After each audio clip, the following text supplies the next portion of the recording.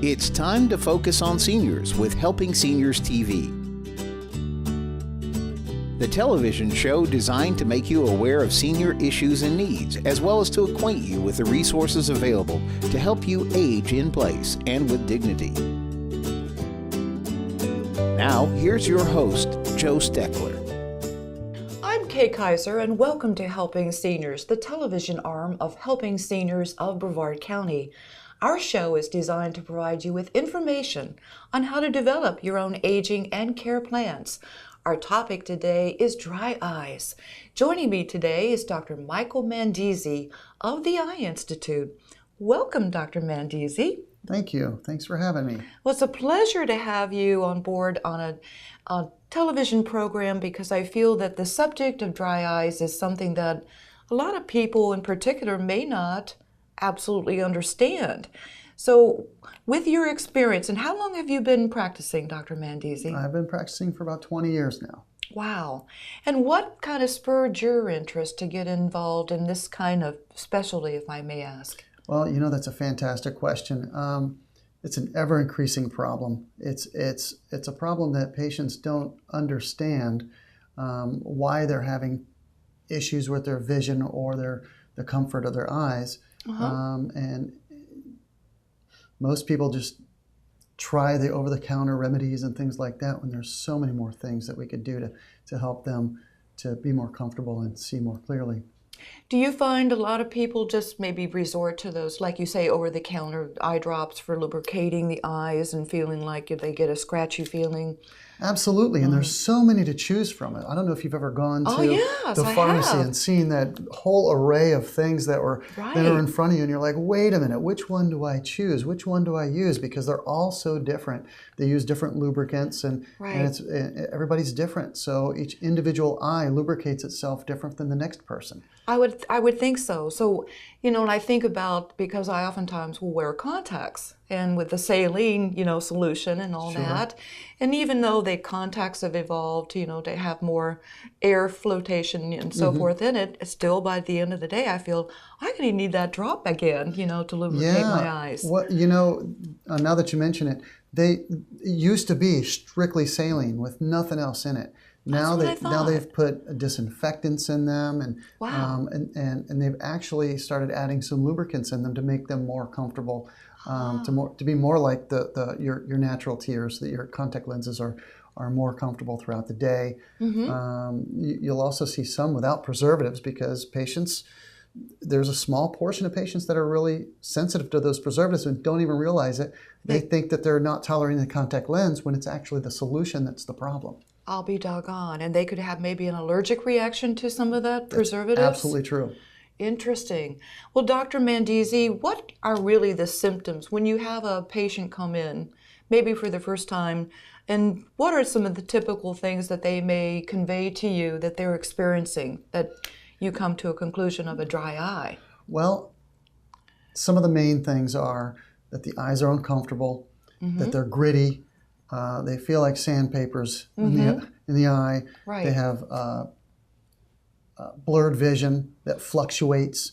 They tell me that their vision gets worse as they read, or if they're driving for a prolonged period of time, their air conditioning dries their eyes out. Under a ceiling fan, it makes them certainly hurt. Painful eyes. You get some headaches. I've seen some really extreme headaches from dryness. Really? Wow. Yeah, there can be a really wide range of symptoms. Interesting. Ranging from something that's very mild to from just a simple irritation to something that's really severe that can change a person's life and change their vision. Wow. Dryness can get worse over time, and when it does, it can actually cause scar tissue on the surface of the eye. So because of that gritty feeling that's going on and the lack of lubricating the eye itself?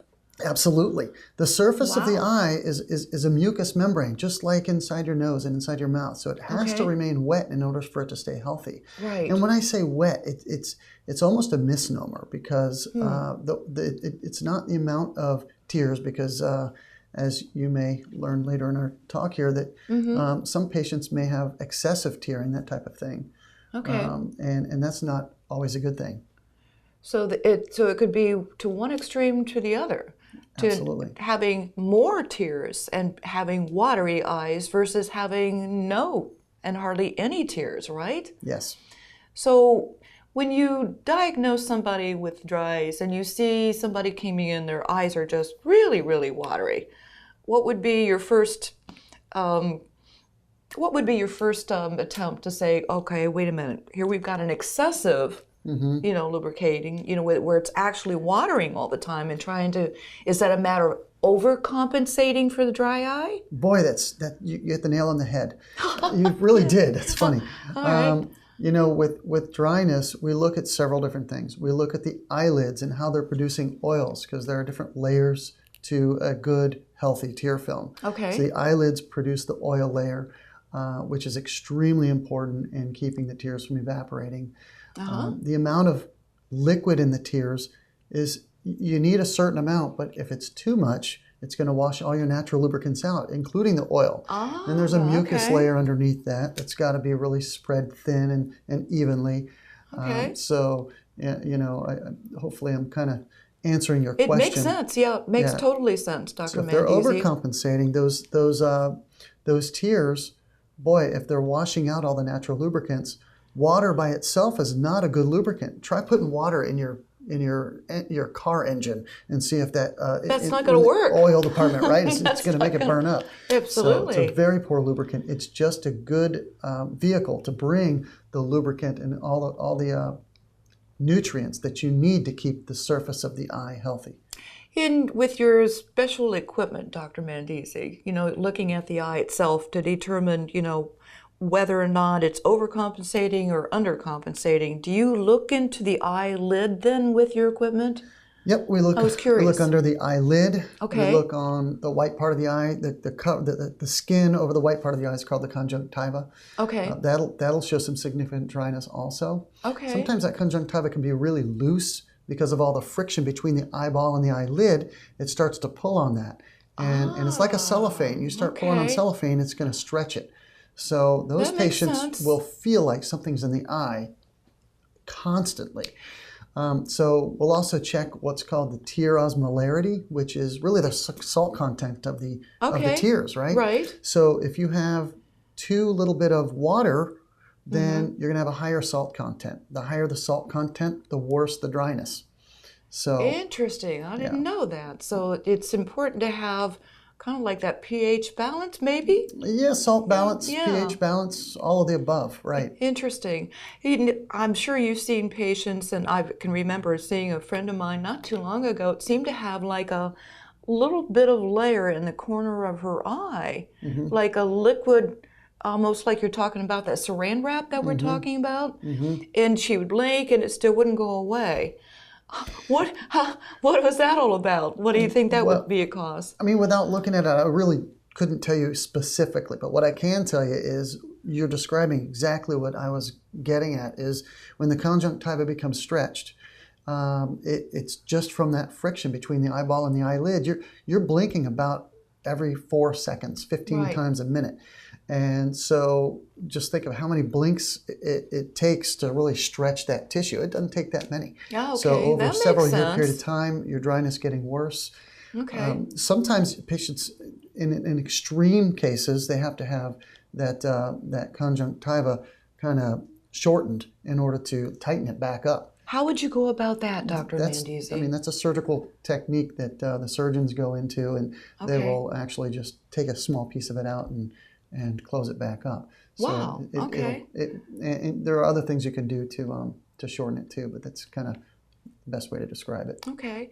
Well, a lot of seniors probably experience dry eye. I think it's probably overall one of the underestimated situations with the eye, perhaps in that context, that people just say, oh, well, my eye just feels gritty today. I'm just going to let it go. Don't worry about it.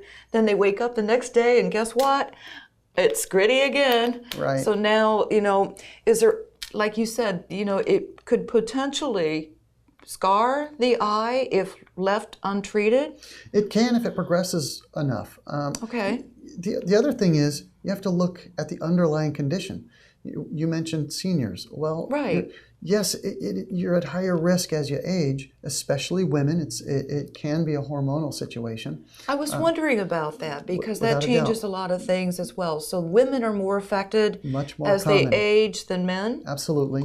Huh. Also, patients who have inflammatory disease like rheumatoid arthritis or thyroid disease, certainly patients who are on different medications, blood pressure medications, heart medications, a lot of different medications can dry you out at the same time. Okay. So it's multifactorial. It can be a systemic process that's causing the dryness, or it could be something that's just strictly local there. Okay. Well, Dr. Mandese is our guest here on the television program today, and specifically trying to help you understand that don't ignore the symptoms of a dry eye. He talked about overcompensating with a watery eye versus under lubrication with a very dry eye. So as we age, are you finding that your patients are coming in over 50 years old complaining about, especially like you said, women that may be saying, hey, Dr. Mandese, something's not right. I may have a little blurry vision occasionally. How can you help me? Absolutely. And it is certainly one of the more common things that I see. Okay. I may even venture to say it's the most common thing that I see because Wow. Patients invariably complain about it, for sure. Well, you get out to the ocean and you get that salt air and so forth.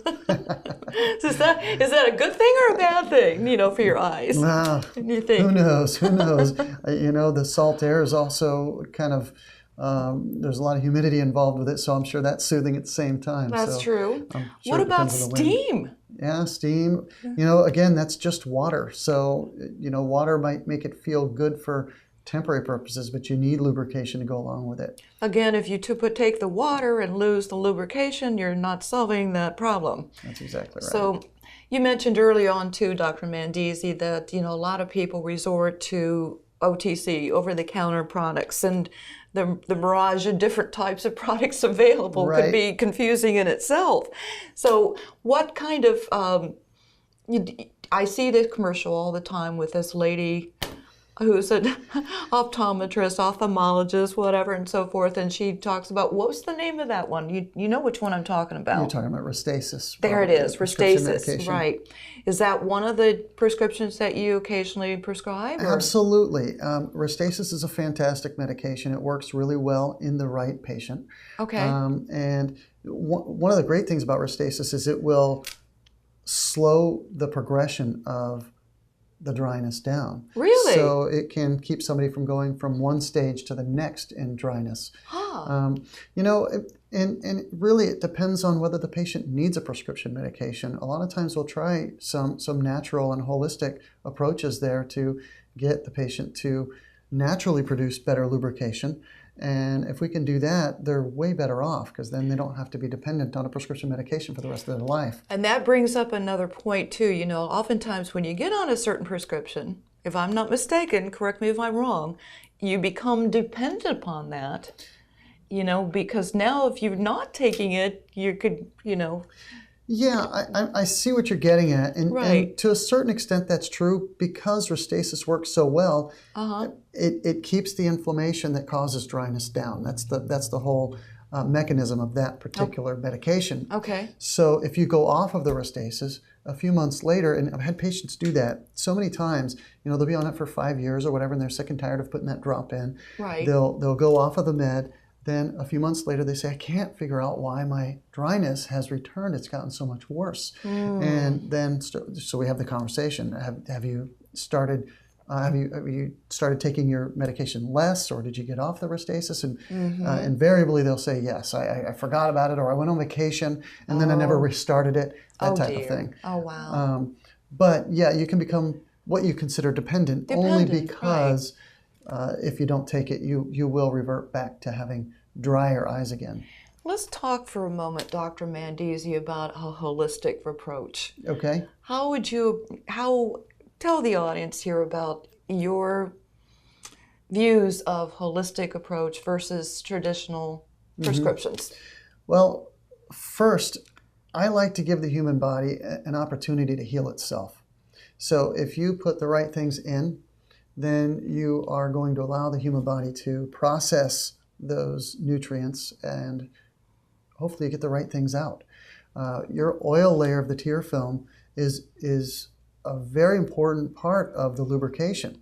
So if you're not producing good oils, that's going to create an array of problems for the dryness and just bring you down a bad road. Okay. So one of the first things that we talk about, one of the first things I look at are the eyelids producing good oils. Okay. Right.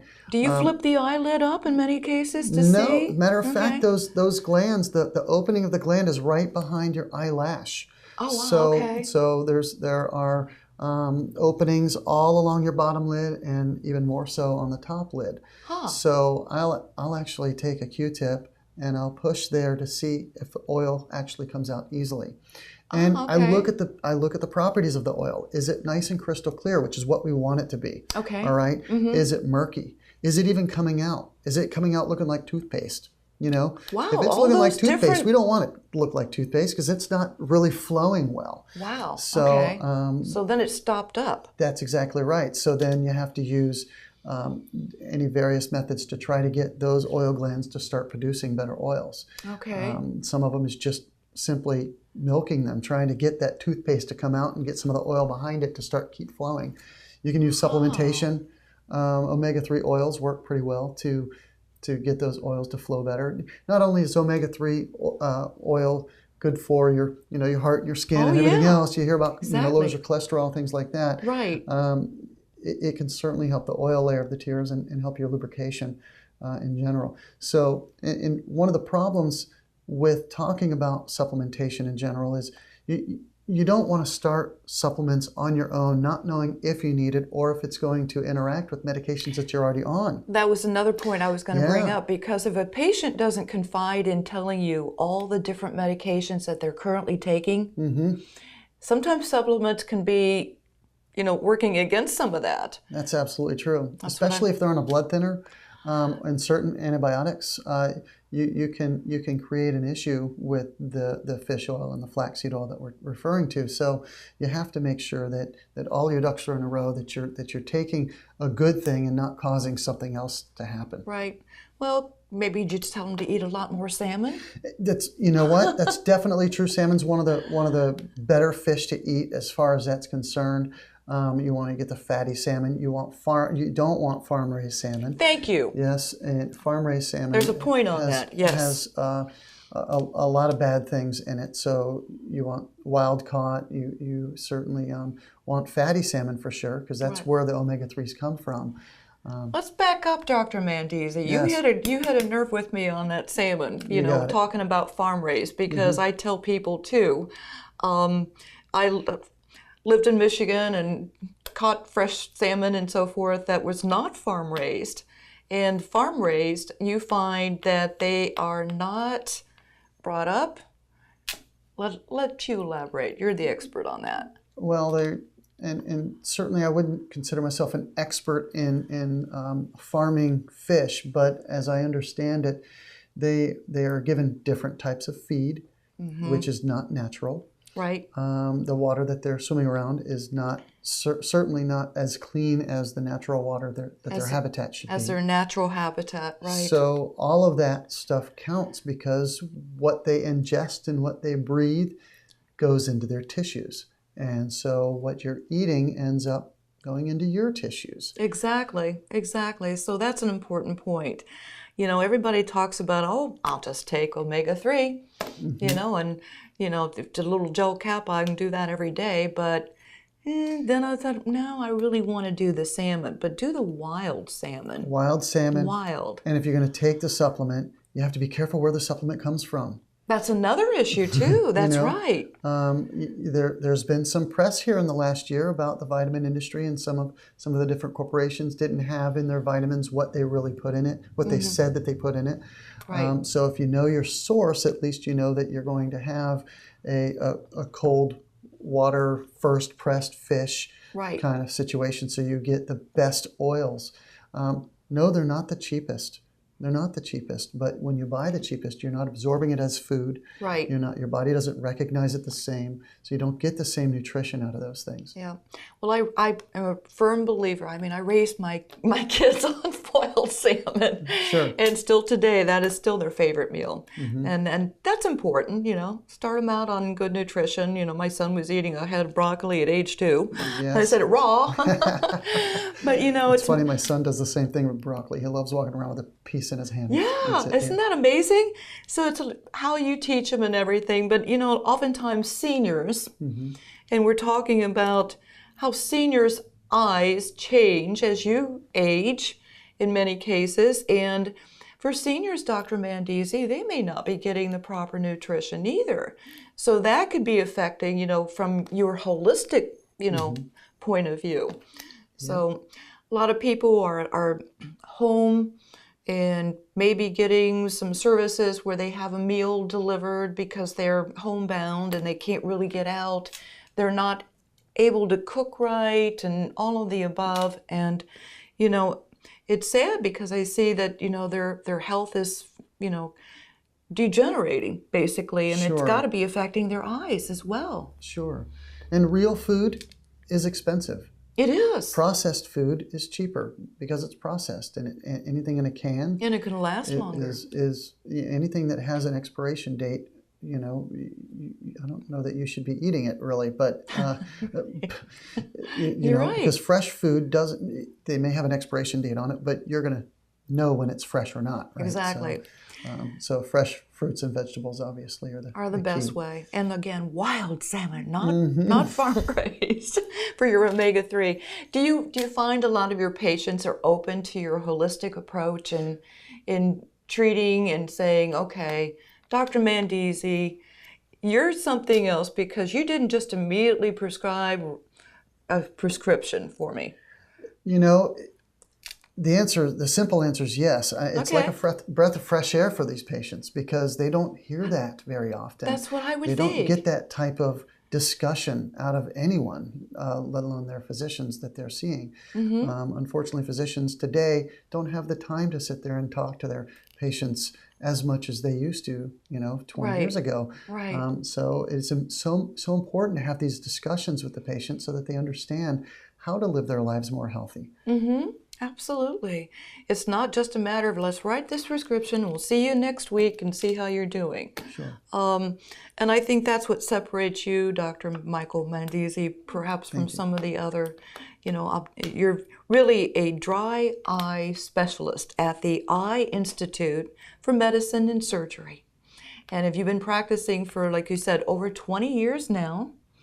And what do you see in the future? Do you see any dramatic changes for seniors or, your patients coming in to see you regarding any technology or advancements, etc.?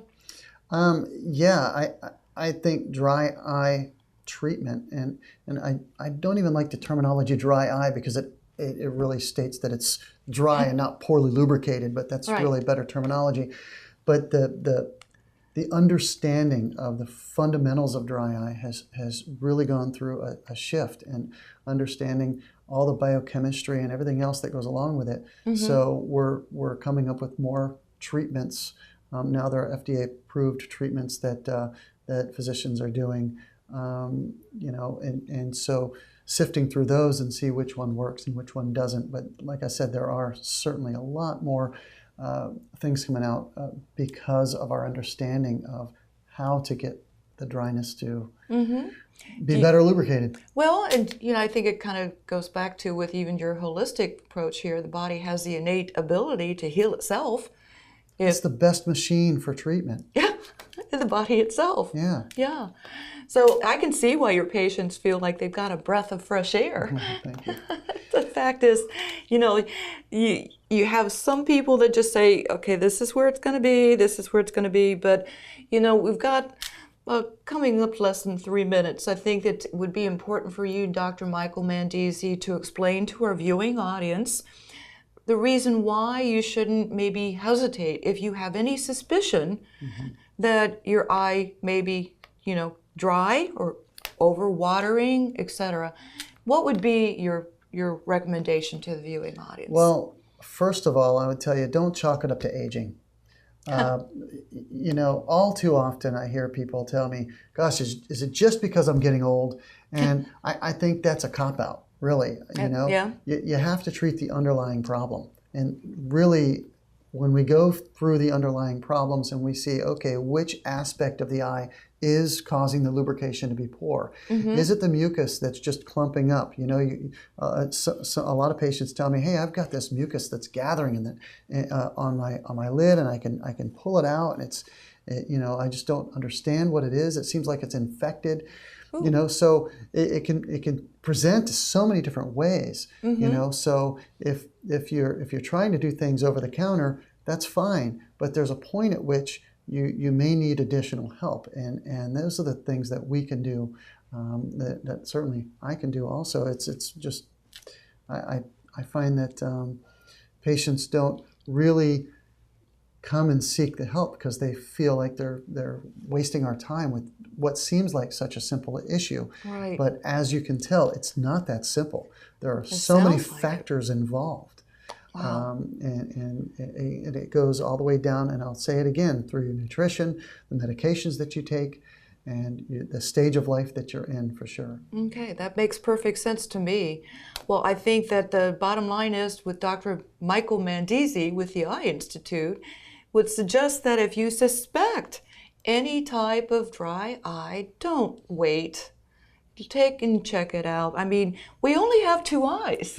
Let's take care of them. That's right. We depend upon our eyes every single day to get us through every single day. So we don't want to have to mess around and say, okay, I'll just see it. This maybe just be passing and all that. But it could be far more serious. Without a doubt. That's your window to the world. Well, and the eyes are the window of the world, for sure. Yeah. Well, Dr. Michael Mandese, it's been a pleasure to have you on our television program today. I feel like the education that you've given was a world of information. So I want to thank you for watching today's episode of Helping Seniors. I'm Joe Steckler. Thank you for joining our program today. I'd like to remind you that our senior information line is available to you at 321-473-7770. There you can get help and direction that could be helpful for your specific situation or circumstances. The work of helping seniors is very important, but we can't do it alone. That is why our sponsors here in Brevard County are so important. I'd like to thank our many area sponsors, businesses and medical providers who support the mission of helping seniors that help us carry the cost of our media efforts. If you'd like to join us either as a business partner or simply donate as an individual, we would welcome your call at 321-473-7770. You are always welcome to visit our website at www.helpingseniorsofbrevard.org. Thanks so much for your help. It does make a difference.